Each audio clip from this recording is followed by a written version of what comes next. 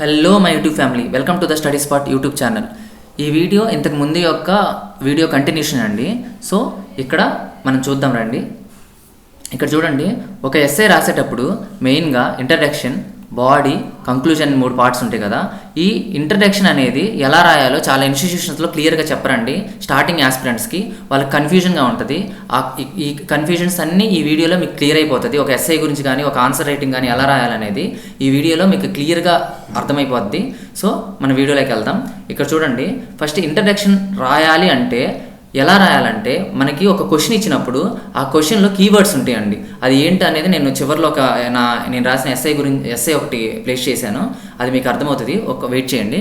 And ఇక్కడ ఏంటంటే, ఈ ఇంట్రడక్షన్లో మనకి క్వశ్చన్ ఇచ్చినప్పుడు క్వశ్చన్లో కీవర్డ్స్ ఉంటాయి. ఫర్ ఎగ్జాంపుల్, ఆ కీవర్డ్లో క్లైమేట్ చేంజ్ అని ఉందంటే, ఆ క్లైమేట్ చేంజ్ జస్ట్ ఎక్కడైనా ఉండనండి, ఆ కీవర్డ్లో క్లైమేట్ చేంజ్ అని ఉందంటే మనం ఆ క్లైమేట్ చేంజ్ యొక్క డెఫినేషన్తో స్టార్ట్ చేయాలి. స్టార్ట్ చేసినప్పుడు ఏమవుతుందంటే, ఎగ్జామ్ చూడంగానే ఫస్ట్ ఇంప్రెషన్ వస్తుంది అనమాట. ఇక్కడ మెయిన్ గుర్తుపెట్టుకోండి, ఇంట్రడక్షనే మెయిన్ రోల్ ప్లే చేస్తుంది. ఎందుకంటే ఫస్ట్ చదివేది ఇంట్రడక్షన్ మాత్రమే. సో తర్వాత బాడీకి వెళ్తారు. బాడీలో ఏంటంటే మనకి కొంచెం అటు ఇటుగా ఇన్ఫర్మేషన్ మనకి తెలిసింది రాసినా, కొంచెం అన్రిలేటెడ్ రాసినా పెద్దగా పట్టించుకోరు. అండ్ కంక్లూజన్ కొంచెం బాగా రాయాలన్నమాట. సో ఈ 3 పార్ట్స్ కనుక ఎవరైతే పర్ఫెక్ట్గా రాస్తాడో వాళ్ళ ఎస్ఐ కానీ క్వశ్చన్ కానీ మంచి మార్క్స్ పడతాయండి. సో మనం ఇక్కడ చూద్దాం, ఒక ఇంట్రడక్షన్ని ఎలా ప్లాన్ చేయాలో ఈ వీడియోలో తెలుసుకుందాం. అంటే ఒక ఇంట్రడక్షన్ ఎలా రాయాలి సార్ అంటే, చూడండి, ఫస్ట్ మనం ఇంట్రడక్షన్ ఏ ఏరియాస్ నుంచి వస్తాయో ముందలాడే మనం ప్లాన్ చేసి పెట్టుకోవాలన్నమాట. ఇక్కడ చూడండి, ఇది నా నోట్స్ అండి. నేను ఇలా ప్లాన్ చేసి పెట్టుకున్నాను. చూడండి, ఫస్ట్ క్లైమేట్ చేంజ్ అని ఇస్తే మన క్వశ్చన్లో కీవర్డ్ ఇలా డెఫినేషన్ రాయాలని రాసుకున్నాను. అలా కాకుండా గ్లోబల్ వార్మింగ్ కనుక అని ఇస్తే ఇలా డెఫినేషన్ రాసి దాని కాజెస్, అంటే బాడీలో కాజెస్, ఇంపాక్ట్స్, మెజర్స్ రాయాలని, అంటే ఇవన్నీ బాడీ కిందకి వస్తాయి అనమాట ఇంట్రడక్షన్ రాసిన తర్వాత. సో ఇలా రాయాలని చూసుకున్నాను. ఇంకోటి ఏంటంటే, ఎన్విరాన్మెంట్ గురించి ఇస్తే కీవర్డ్ డెఫినేషన్ ఇలా రాయాలని ఇక్కడ రాశాను. ఎకోసిస్టమ్ గురించి ఇస్తే డెఫినేషన్ ఇలా రాయాలని ఇది ఇక్కడ ప్లేస్ చేశాను. అండ్ ఎకాలజీ గురించి ఇచ్చిన, బయోస్పియర్స్ గురించి ఇచ్చిన, అండ్ డిఫారెస్టేషన్ గురించి ఇచ్చిన డెఫినేషన్స్ ఇలా రాయాలని ముందలాడే రాసుకున్నాను అనమాట.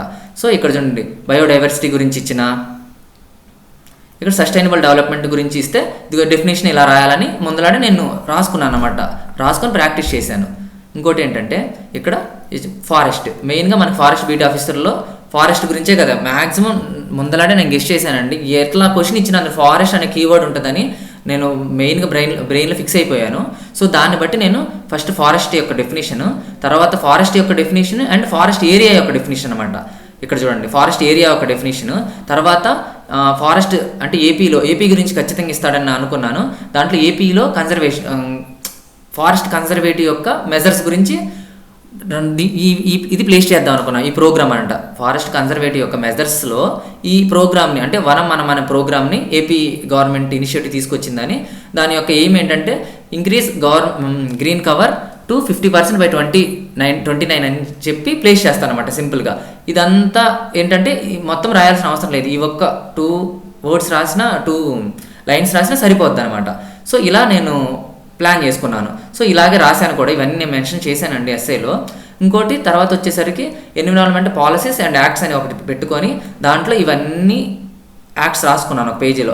ఇన్ని యాక్ట్స్ ఎందుకు రాసేవారు అంటే, మనకి అన్నీ సడన్గా స్ట్రైక్ అవ్వండి ఆ ఎగ్జామ్ ప్రెజర్లో. అందుకని నేను ఇవన్నీ రాసుకొని ఇందులో కొన్ని ఒక 5 to 7 రాశాను అనమాట. ఇంక నిజం చెప్పాలంటే మీకు లాస్ట్లో ఒక స్ట్రాటజీ చెప్తాను, అది చాలా ఉపయోగపడుతుంది అనమాట. సో ఇలాంటి యాక్ట్స్ కనుక పెడితే ఎగ్జామినర్ మ్యాక్సిమం ఇంప్రెస్ అయ్యే ఛాన్స్ ఉంటుంది.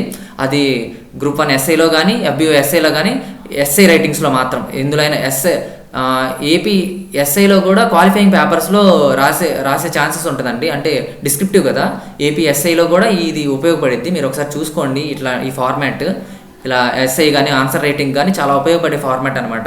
చాలామంది స్టార్టింగ్ ఆస్పిరెంట్స్కి తెలియదండి ఎలా స్టార్ట్ చేయాలి ఏంటి అని. నా వీడియోస్ వాళ్ళకి చాలా ఉపయోగపడతాయి.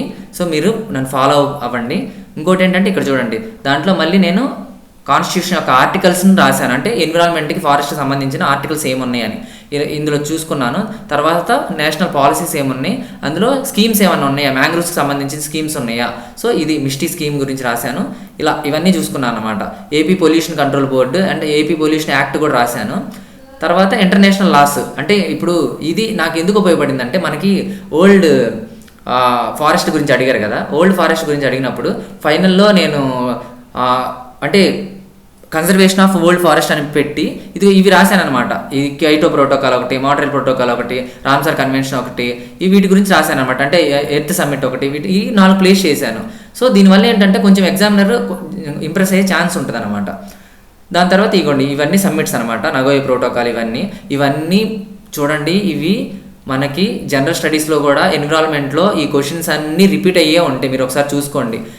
ఇక్కడ మాంట్రియల్ ప్రోటోకాల్, ఎర్త్ సమ్మిట్ కానీ ఇవన్నీ అనమాట.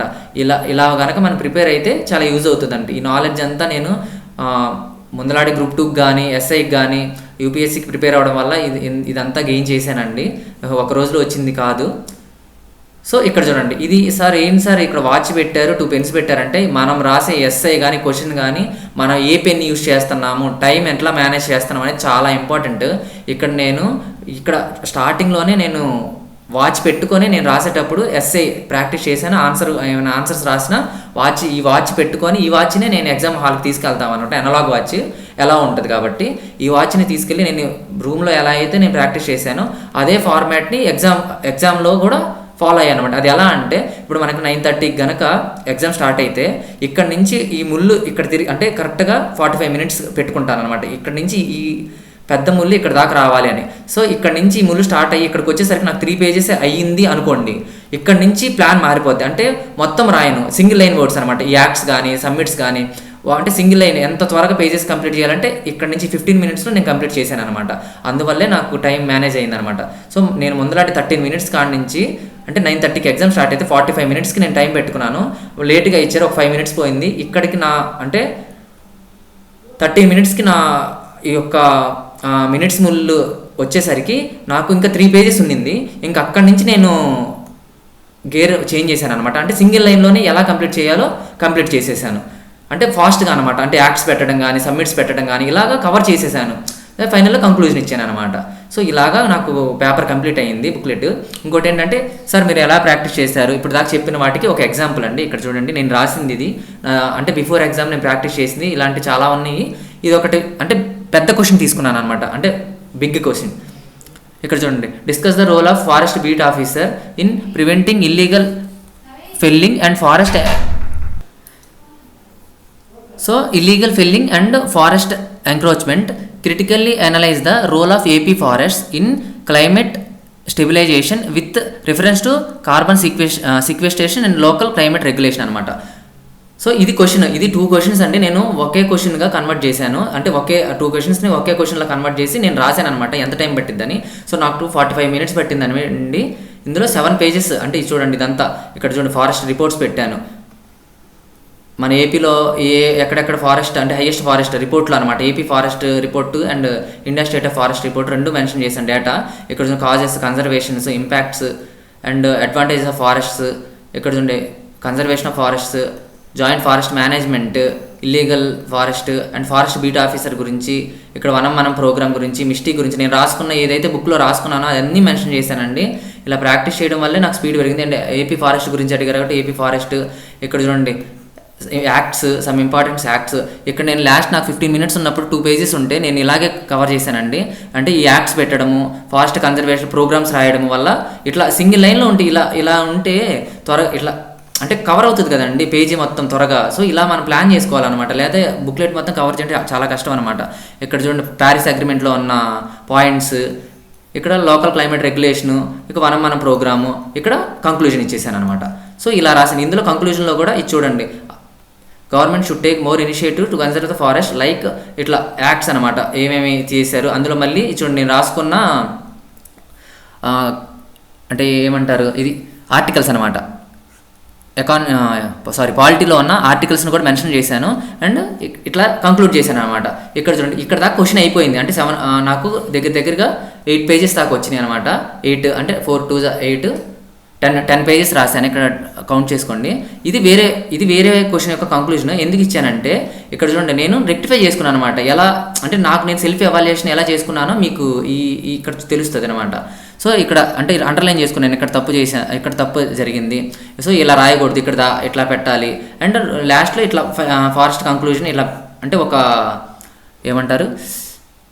ఒక స్టేట్మెంట్తో కంక్లూడ్ చేయాలి. అని చెప్పి forest are the lungs of the earth, we protect them, they protect us, ఇలా కంక్లూడ్ చేశాను అనమాట. ఫైనల్లీ ఒక కోట్తో ఎస్సేని కంప్లీట్ చేశాను. ఇలాగే ఈ కోట్ని నేను ఎగ్జామ్లో కూడా ఫైనల్లో మెన్షన్ చేశానండి. సో ఇలా జరిగిందనమాట. ఇక్కడ చాలామంది ఏంటంటే అండర్లైన్ చేశారు కదా సార్, అంటే నేను ఇక్కడ మాత్రమే అండర్లైన్ చేశానండి, ఎగ్జామ్లో నేను ఇన్స్ట్రక్షన్స్ చదివి రాయడం వల్ల అండర్లైన్స్ చేయలేదు, నీట్గా రాశాను. సో ఇలా రాశాను అనమాట. సో ఇలా రాశారు కదా సార్, మీకు ఖచ్చితంగా జాబ్ వచ్చిందంటే అది ఎవ్వరూ చెప్పలేరు. నేను రాసిన దాని గురించి మాత్రమే మాట్లాడుతున్నానండి. నాకు జాబ్ వచ్చిందా అంటే రావచ్చు, రాకపోవచ్చు. నేనైతే ప్రిలిమ్స్ ఎస్ఏ బాగానే రాశాను, మెయిన్స్ బాగానే రాశాను. సో అందరిలాగే వెయిట్ చేస్తున్నాను, రావచ్చు, రాకపోవచ్చు. నాకైతే దాని మీద నేను అంటే హోప్స్ పెట్టుకోనండి ఎక్కువ నేను ఎగ్జామ్ మీద, ఎందుకంటే నేను గ్రూప్ 2 మీద ఇలాగే హోప్స్ పెట్టుకోవడం వల్ల చాలా డిసప్పాయింట్ అయ్యాను. సో ఇందువల్ల ఏం చెప్తాను అంటే హోప్స్ వద్దు. దీని గురించి నేను ఫర్దర్ వీడియోస్లో డిస్కస్ చేస్తాను, ఎందుకు హోప్స్ పెట్టుకోవద్దు అంటున్నాను, లేకపోతే ఎందుకు ఇలా ఇంత స్ట్రాంగ్గా ఒక ఎగ్జామ్ గురించి ఆలోచించొద్దు, ముందుకు వెళ్ళి ఫర్దర్ యాక్టివిటీస్ చేయండి అంటున్నాను. నేను నెక్స్ట్ వీడియోలో చేస్తాను, మీకు చాలా హెల్ప్ఫుల్ అయ్యిద్ది. నెక్స్ట్ వీడియో చూడండి. అండ్ ఎన్ని క్వశ్చన్స్ రాశానో అందులో చూపిస్తాను. దాంట్లో ఒక మీకు యూస్ఫుల్ అయ్యే మెయిన్ ఒక మోటివేషన్ వీడియో లాంటిది చూడండి. ఖచ్చితంగా ప్రతి యాస్పిరెంట్కి యూజ్ అవుతుంది. So thank you. Please like and subscribe చేయండి. నేను మీకు టచ్లో ఉంటాను. ఇంకా నా నాలెడ్జ్ని మీతో షేర్ చేయాలనుకుంటున్నాను. ప్లీజ్ నాకు సపోర్ట్ చేయండి. Thank you. బాయ్.